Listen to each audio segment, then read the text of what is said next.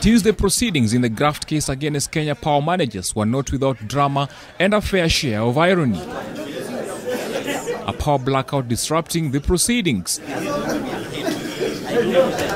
The blackout lasted at least 5 minutes, forcing Chief Magistrate Douglas Ogoti to briefly adjourn the sitting. Willful failure to comply with the law relating to procurement. It was a second day of legal waits as lawyers from the defense team and those from the office of the DPP sought the court's favor on the provision or denial of bail for the accused.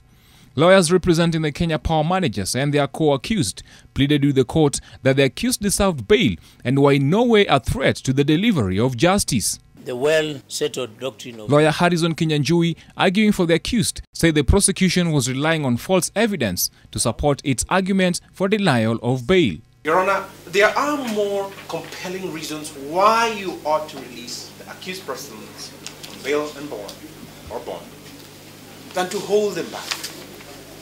To begin with, we have an inspector here who classifies himself as one of the investigating officers, who is seeking an open-ended incarceration of the accused persons. In effect, detention without trial. But the prosecution remained unbowed, arguing that it had compelling reasons as to why the accused should be denied bail. It was the submission that the accused, if released, were in greater position to interfere with witnesses given their standings in the society and their seniority in leadership. Phone calls have been made to witnesses. There have been internal memos advising persons not to cooperate.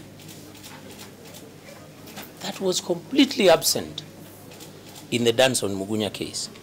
Ogoti, while relying on the bail and bond policy, ruled that the prosecution had not convinced the court enough on why the accused should be denied bail. Each to deposit travel documents in court, each to report to the DCI office every fortnight. Each accused is directed not to approach any of the witnesses.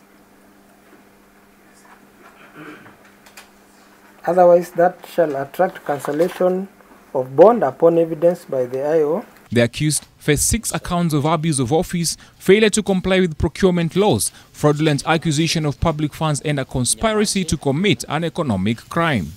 While today's decision could be termed as a victory for these former managers of the Kenya Power and Lighting Company, it is not yet Uhuru as they await their date with the courts in August. Silas Apollo, NTV.